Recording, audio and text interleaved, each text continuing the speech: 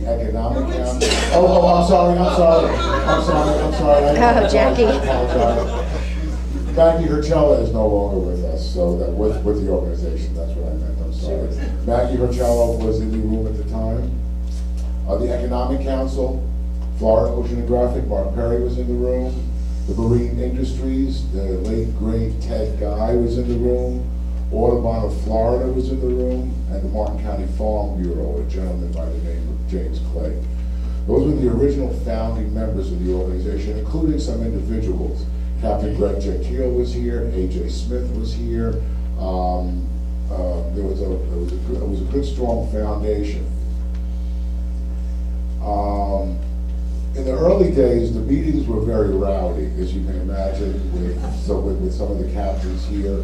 I remember when the meetings were held at the Realtor Association, we would have sheriff deputy in the room, either in uniform or in plain clothes, because the meetings were pretty rowdy. It was quite the scene. It was like the Wild West back there. So between 1998 and 2004, we continued to grow the organization and to have 105. Oh, by the way, these guys are doing a great job. I want you guys to give them a round of applause. They are just doing an outstanding job. We always said in the beginning, the real progress is going to be made when we have politicians that get it, and thanks to Congressman Mance, Governor DeSantis, and thanks to the information that you all provided to Congressman Mance to be the catalyst for him taking this to the governor, I can't say enough for what you did. You guys should be very, very proud of yourself, and the community should be very proud of you as well. So between 1998, there were 7 founding members or 8 founding members. They now have 105 members. I couldn't be more proud of you guys for that.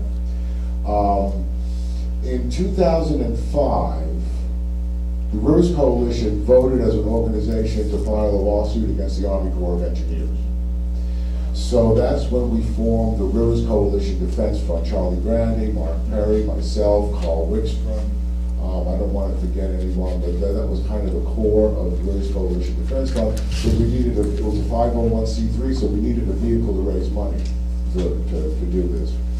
So we formed the Rivers Coalition Defense Fund in 2005. I was president. Carl Wickstrom was the legal coordinator, and Ted Guy. I tell you what, when we lost Carl Wickstrom, when we lost Ted Guy, we lost two giants in this cause. Carl Wickstrom and I were joined at the hip for quite a while, and I have a little anecdote about Carl. During that period, we raised over $600,000 for the lawsuit.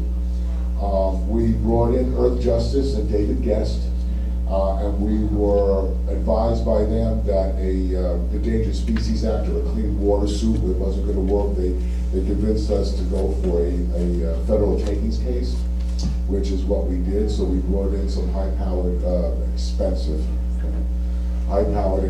lawyers from Washington.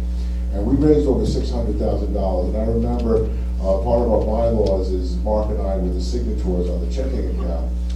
And whenever the checking account would be getting low, I'd call Mr. Wickstrom.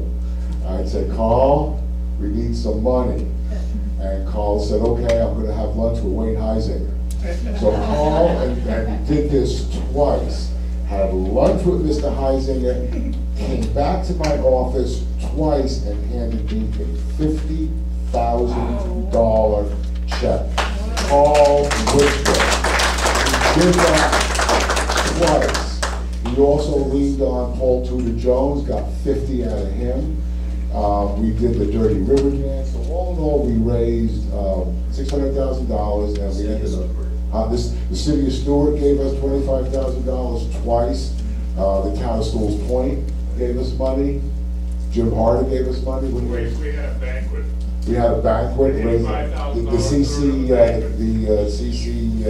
a used light tackle 16. Yep. We carried around to all the different flea market auctions and stuff like that, and we cleared $65,000 from that.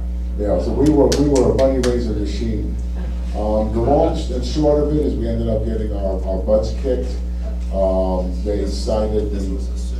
the And the appeal. Mark got the appeal. We appealed it actually to a federal appellate court. They got us on the statute of limitations. Because our rights were taken away so long ago, we can't have them back. Yeah. But if it were a criminal thing, as long as it continues to happen, Our the estuary was statutes keep murdered, running. but statute of limitations expired for it.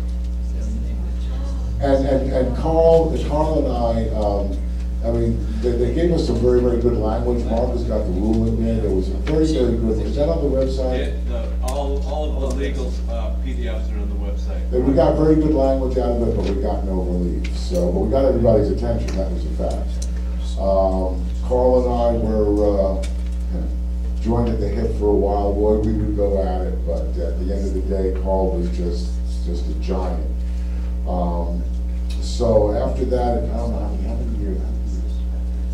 That was 05, 06. Yeah, 05, 06, 07.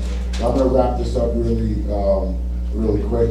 Back in the early days, we had the Firefly organization. I think the president and CEO is here, Stacy. We did a strategic planning session. So we all sequestered ourselves and we were just trying to brainstorm and figure out how we could grow the organization. And one of the key elements that came out of that was we thought that the organization, and it was with Stacy's guidance and leadership, that we spent a half a day up at the Indian Riverside Park, did a brainstorming session, strategic planning. And one of the things that we noticed is that we thought the organization needed to be younger. So we covered that at the next meeting, younger. You know, when I was sitting around the table looking around, I said, boy, it's going to be for the next generation that we're really And doing Leon's this. hair was always gray. Yes, my hair was always great. At any rate, so the Stuart News did a really good article, and I don't even recall what year that was, but the Stuart News did a really good article, which led to the formation of the River Kids, because the two girls, refresh my memory on their names. Naya and Evie was selling lemonade because they read the article in the Stuart News saying the Rivers Coalition has to get younger. They were selling lemonade. They gave us, I think, $19 as their proceeds. But the most important thing is that was the birth of the River Kids. And I'm going to wrap it up. I want to thank you all, and I want to thank the leadership team. Mark Perry has been the stalwart. Darryl, Charlie and I were joined at the hip for a long time. In 2015, I stepped down as chairman. One of my thoughts, most of it was personal, just spending more time with my family, but I thought the organization, after 17 years, needed a fresh approach. I ran the organization as a monarchy, and I think it's probably running better now with the leadership team. The organization is larger and stronger than it's ever been, and these guys are doing a great job, and I can't say enough. So I just want to thank you for everything you're doing, and that's a quick little rundown, and I'm going to give it to Kevin now. So.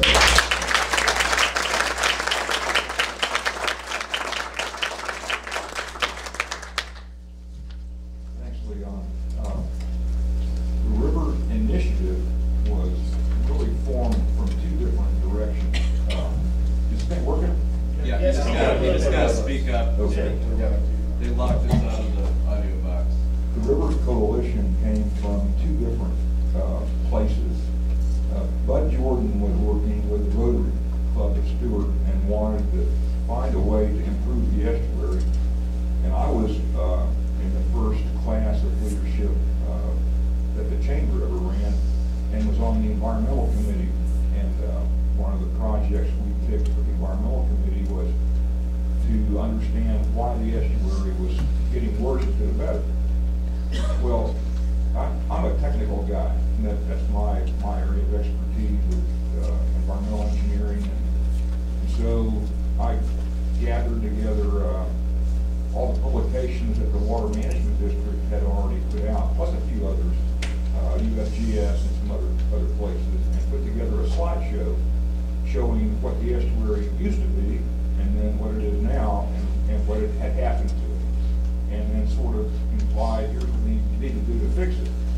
Well, I think Buddy saw the slideshow or heard of it. And so he said, well, let's form an organization and do this stuff. How long do you think it will take? And I said, oh, with a good plan, I figured 5 years, we'll have a skin. There's my arrogance as an engineer talking.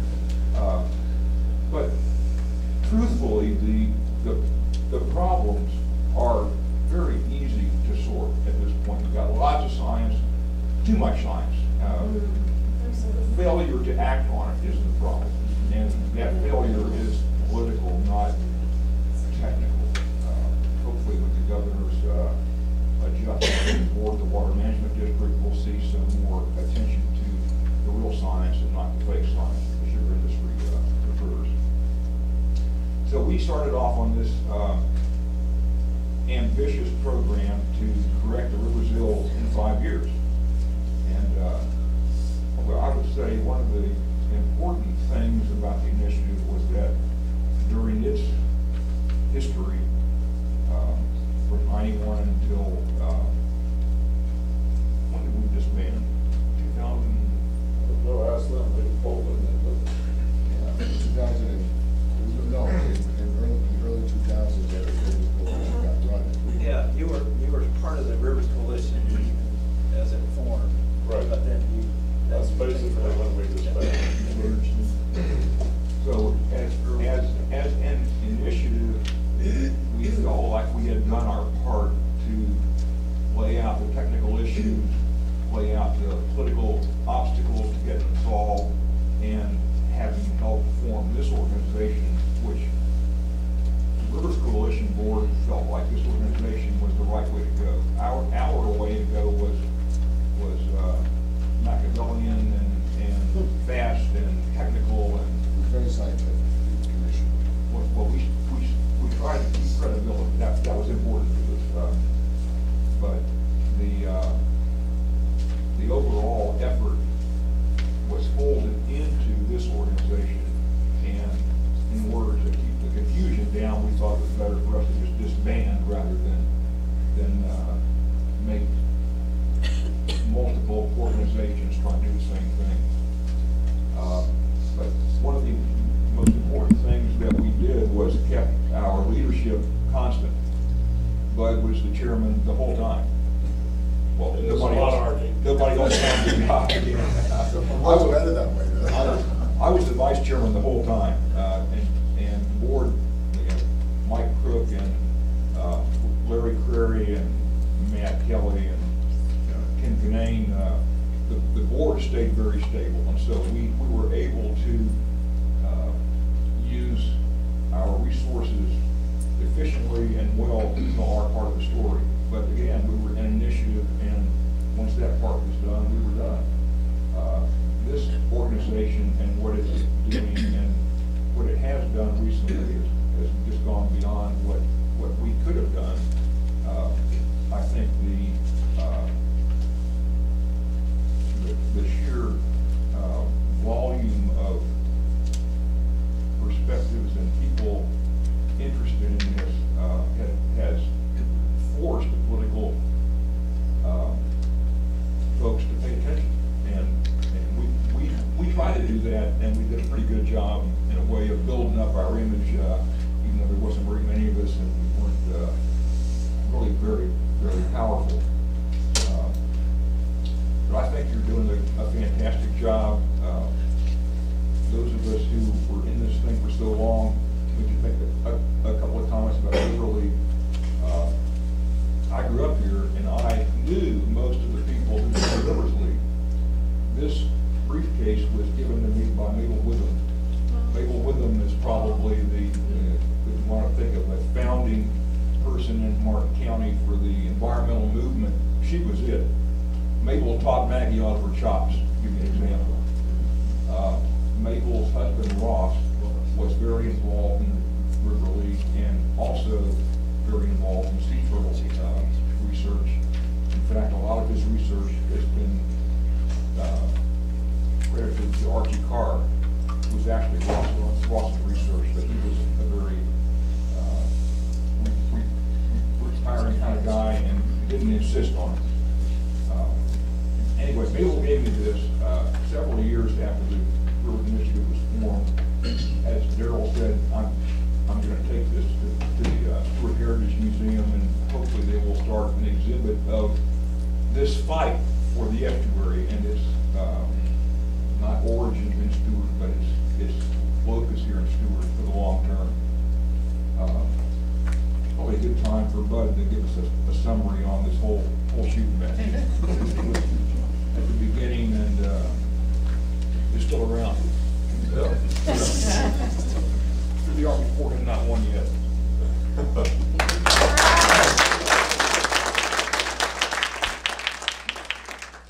Well, as some of you who know me know, I'm the black guy. I'm the guy who is really mad as hell about the whole deal, and I don't trust anybody. We went through all sorts of stuff with the St. River Initiative. So what we decided to do was start taking away some of the negatives that they said we had. One of them was that Martin County was just as big a polluter as Lake Okeechobee. So we started cleaning up everything that flowed into the river, to the fact that we ran into a problem with one of the local private schools because they said the chemicals that were coming out of there were dangerous to the children. And we went up and dug some dirt up off their playground, and they were just as dangerous as the dirt. So we killed that one. So we felt that what we needed to do was do our side of the job. Let's make sure we take away as much as we can of things that they complain about. We had a trip to Washington, D.C., where we went office to office, had an absolutely wonderful reception. We're going to do whatever, and we're going to help you. We had a book, a report book on what we had found and so forth, and it was presented there.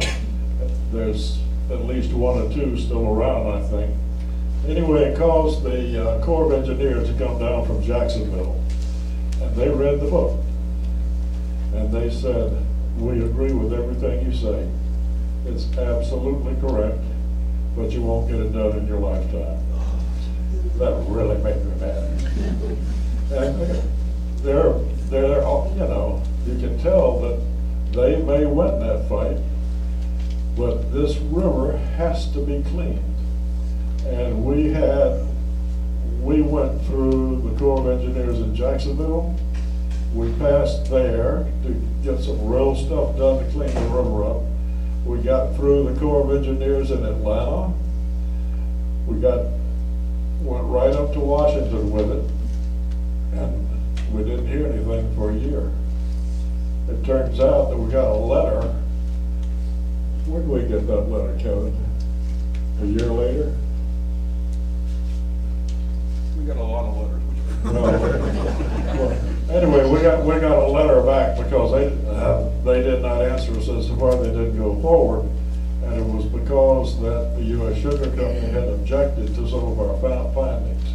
We had no retort, we had nothing, and as you see, I don't trust them as far as I can throw them. You know, we must win this fight, and I'm really proud of this organization. But never let your guard down. They will find a way. What they have done is they will pick on charities and they'll pick on organizations. I was one of the founders of the Economic Council of Martin County. We had 120 members, and it was for the economics of this county. The biggest economic vehicle in this county is the river. If you have a dirty river and a dangerous river, and I have said many times, quoted in the paper, that this river is in the emergency room. It is dying. And we have lost possibly 40% of the sea life that used to be in this river. They can't breathe. The flocculent ooze at the bottom of the river is a decomposing compound which takes away all the oxygen. It's crazy, you know, that we filed 2 lawsuits and didn't win them. But we were active, and that's the reason you need to stay active. It's the Economic Council, after a lot of money was given to the Lyric Theater, whatever, U.S. Sugar joined the Economic Council of Martin County. And they became a super member. Not just a member, they were a super member. They were putting up at least 2 times, if not 4 times, the money of the normal membership. And the membership was dwindling. And some of you may have remembered the letter in the paper where I resigned. I said, this just can't be. They're controlling us with our money. These are taxpayers' dollars. You know, you had the world price of sugar at 11 cents. They were guaranteed 22. And they had big places to store sugar that was never used. One was in Savannah, one was in Baltimore. And they had rats as big as dogs in there. It was ridiculous. They weren't using this stuff, but our money caused it to go there. And we, you know, we're together and we're fighting, and we have a little bit brighter future, but don't trust them. Absolutely don't trust them.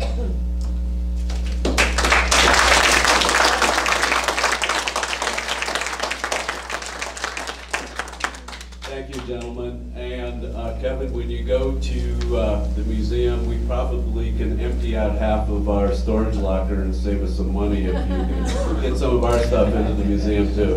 So. Okay. I know Leon's got to leave, so thanks, Leon. Thank you, Leon.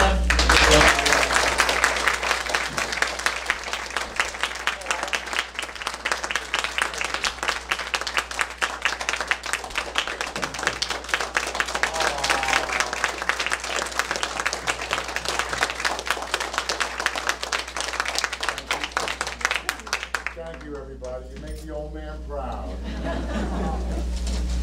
Do we have Mr. Curry? No, I don't think Larry's. Oh, There he is. Okay. Come up here. Welcome. Well, this meeting today was planned with the history, and Mark's going to take over and talk to you in more detail about this transition in the use of committees and trying to get more of the associate members involved. So, thank you. Thanks, guys. Larry. Yeah, we want to hear a word or two from Larry too, and I'll just kind of follow up too, and we'll wrap up the history. Larry, why don't you come here and can you fill? Larry was, as you heard Leon say, he was one of the first members too in the coalition, helped get us incorporated, and get us signed up, and get us going. But Larry's been around a long, long time with his family. And if you ever have seen a picture of them burying an outboard motor out by the locks back in 1970, that was Larry Prairie standing there. So, you know, he's been a stalwart in our community, and been a lot of stuff going on. I do want to say that I appreciate Kevin's comments about the initiative. Did a lot of work, and the St. Lucie River Initiative. They had River Days down here downtown, which was a big event. They did the Ooze News, which was a newsletter that by kids and everything got everything going. So there was a lot of information, a lot of stuff they did. I also want to quickly recognize that in 1998, that year, I was sitting over in a charrette, a design charrette, which is now the old FIT campus, was in New Riverside Park. And Paul Miller, who's here, Paul, stand up. Is Paul still here? Paul Miller? Don't throw anything. I'm going to put, in 1998, Paul came up to me, and he's working with the district at the time, and we said, do you know they're dumping about 3,500 cubic feet a second out of the St. Lucie right now? This was January. And it was like, oh my gosh, how could they be dumping that much water this early in the season? And sure enough, 1998 was one of the worst years ever, and that's what really, really prompted it. So Paul's been engaged with it for a long time, and he's been at the district on his own as engineer and everything with Martin County. So we appreciate your 6 work. weeks of the highest discharges that we've seen out of S80. That's when the fish lesions started. Yeah, fish lesions and everything, we started seeing the estuary. So thank you, Paul. Let's hear from Larry Prairie.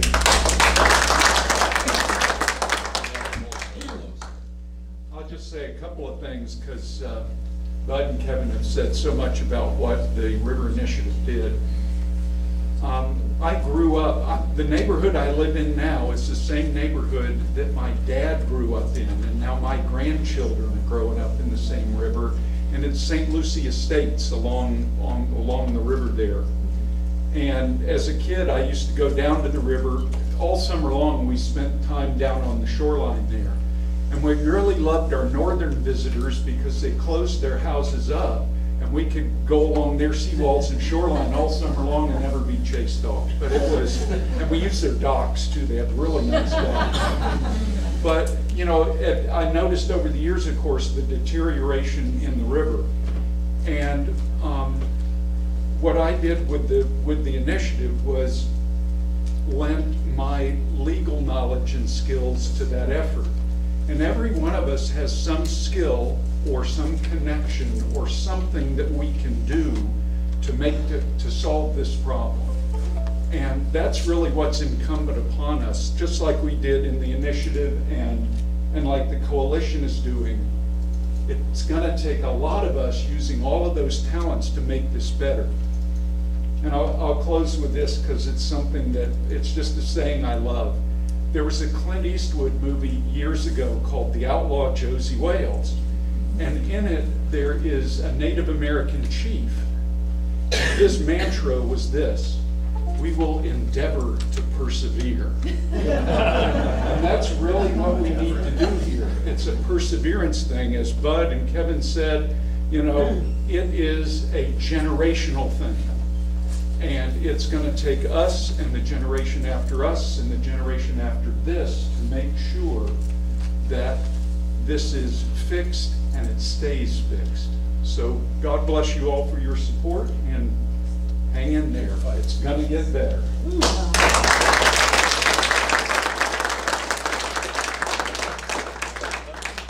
Larry, you're not off the hook yet. You gotta stay up here. Have a seat. Okay, I forgot one thing. Of all the things that we did and didn't do, the most important in my mind was we did not understand how strong the sugar industry was behind the scenes soon enough. We did eventually understand it, but we didn't understand it at the beginning. I certainly didn't. I was naive, to put it mildly. And about 3 years ago, I asked one of the board members, who is now off the board, if the sugar industry was really as strong behind the scenes as people claimed. And his answer was, stronger, you wouldn't believe it. So we worked hard to get all this stuff done, but the sugar industry still has the ability to veto things at an incredible high level. Excellent. Thank you. Thank you all really for coming out. And as Larry said, I grew up in this area too. My parents moved in '57 when I was 5 years old, so you can do the math and figure out how old I was. I grew up in this area too, playing in the river. We never thought twice about water skiing up to South Fork or fishing or swimming. Tom Fote had his Boston Whaler right over here at Shepherd's Park, and we used to spend more time probably in the water than we did on land. But it was something our parents never thought twice either. They said, hey, go out, play, get in the water. Never thought about all that kind of stuff we think about today. But when I came back in '78 and seeing that, gosh, this is really going downhill, we had to get something together. So we started pulling an estuary conference together. We started working with people in our community like Bud and Kevin and Larry and all that. We just started saying we need to do something to fight for this fight. So that's just to say that it is going on for a long time. And we have a lot of history in it. And those of us who, if you ever want to know more history, these are the people to talk to about this issue. But it's, as Larry and Kevin and everybody said, let's move forward. This is a time to move forward. We've got 105 great organizations that have a strong, strong voice. And we're now more poised than ever to put forward resolutions and proclamations and demand change and demand that this system get done. And hopefully meet the time frames that Kevin was very optimistic, saying 5 years we'll get it fixed. Well, it may be 25 years, but by God, we're going to get it fixed. So we're going to get this done.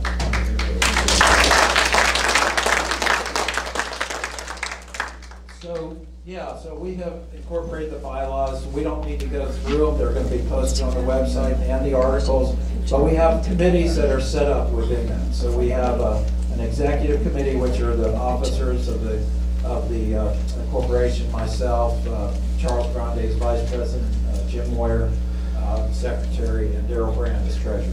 Then we have the rest of the board members. We have terms of office, so we're going to be electing every annual meeting, which will be January this year. We'll elect new members, and as associate members, we all want to participate in perhaps committees. So there's a programs and meetings committee that Jim is heading up, so there's interest in getting our programs every month set up. We've got a whole list going forward this year. We probably do not meet in December, and maybe not in August as a break for the summer. But otherwise, every month we want to set a meeting. Usually it's the fourth Thursday of the month at the same time, and we certainly appreciate City of Stuart letting us use these facilities. It's great. We have a Rivers Kids committee, and Jackie Thurlow is going to give a report here pretty soon. Thank you, Jackie. A finance fundraising committee with Daryl as the treasurer will head up. And then a strategic action committee, which Charles Grande is heading up, and that's going to be like our legal defense fund. You know, this corporation, the Rivers Coalition, can still file lawsuits. We have standing as a 501c3. We have standing, and we can take action if we need to on legal action. So we're not putting aside the defense fund side. We're putting forward that. So if you're interested in those, we're going to move that forward. We do want to get on with our agenda so we can get done. But I do want to recognize our members and some of the dignitaries in the room. We've already extinguished our extinguished guests. They're not extinguished yet. Extinguished, and we appreciate their visit. So this is our kind of annual meeting, and as I said, in January each year we'll have this annual meeting. But let's go down and through the room to identify first our members. Member organizations, please just stand and let your name. We do have a sign-up clipboard going around, but we'll start with Jim and go around and in the audience, please. Jim. I'm Jim Moyer. I'm with the Marine Resources Council. I'm Charles Grande. I'm with the President's Council of Hutchinson Island, and I'm heading up the legal committee for. I'm Mark Carey, Florida Oceanographic. Daryl Brown, Palm Cove Yacht Club. Larry Crary, Buchanan Law Firm. Kevin Henderson, Evergreen Engineering. Bud Jordan, Merrill Lynch. So let's go up here with Gail. Gail Ryan, Treasure Coast Democratic Environmental Caucus. Any other members going back? Marty Baum, Indian River Keeper. Jim Ryder, Stuart Fly Rodders, and Frank Babisky, who represented the Stuart Rod Reel Club, had a heart attack in December, and he's no longer able to serve. So we have Glenn Gillis from the Stuart Rod Reel Club. Glenn, by the way, has already been very, very active. He's made several trips with closer than us to Tallahassee. So Awesome. Fantastic. We'll work our way back. Dan Merritt, Seagate Harbor Homeowners Association. Rick Fisher, Sailfish Point Yacht Club.